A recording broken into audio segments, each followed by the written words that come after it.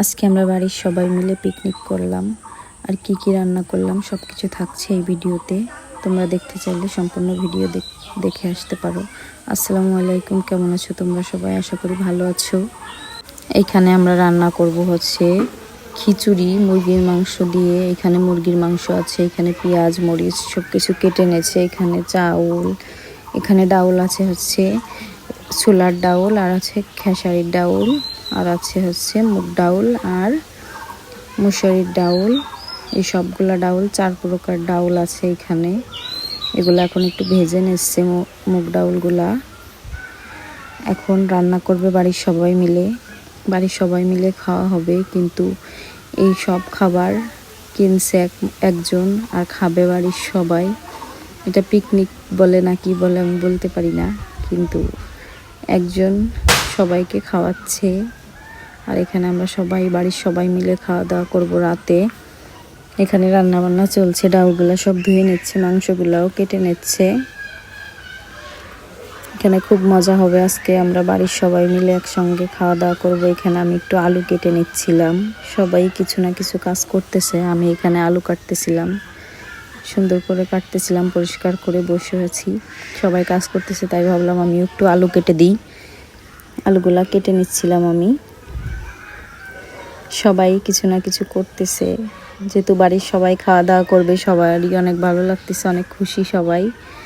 একসঙ্গে খাওয়ার মজাই আলাদা, সবাই একসাথে খাবো, তাই সবাই কাজগুলা করতেছি।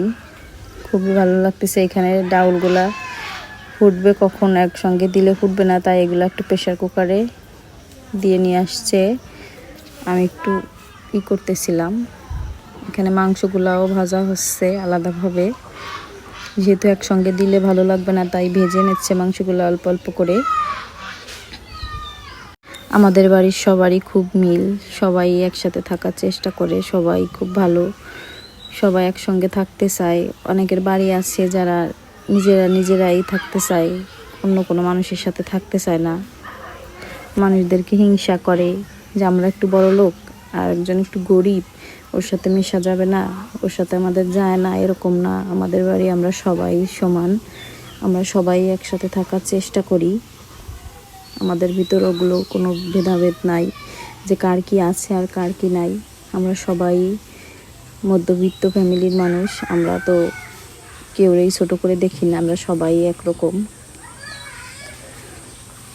তাই আমাদের ভিতর সবারই অনেক মিল আছে। আমাদের বাড়ির সবাই একসাথে থাকার চেষ্টা করে। এখানে রান্না করতেছে সবাই একসাথে।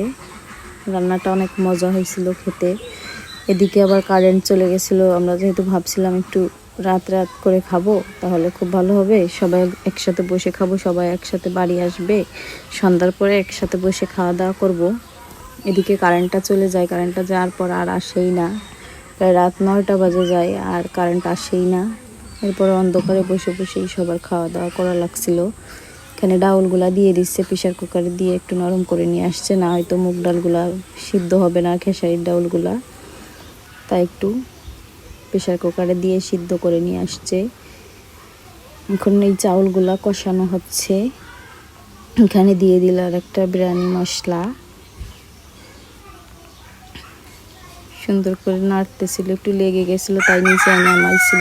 এখানে সুন্দর একটা মোরগের ডাক শোনা গেল, যেহেতু গ্রাম, আশেপাশের মানুষও কথা বলবে, হাঁস মুরগির ডাকও শোনা যাবে।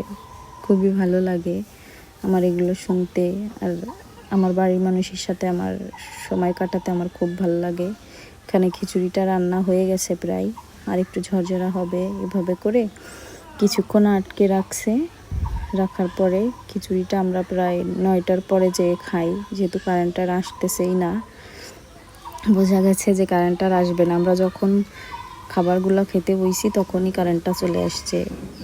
সবাই বলতেছে কারেন্ট আসবে, এরপরে খাবে। আমাদের খাওয়াও শেষ, কারেন্টও চলে আসছে। এদিকে আবার আমরা সন্ধ্যায় কারেন্ট ছিল না, ফুচকা খাচ্ছিলাম, তারও একটা ভিডিও করে নিলাম।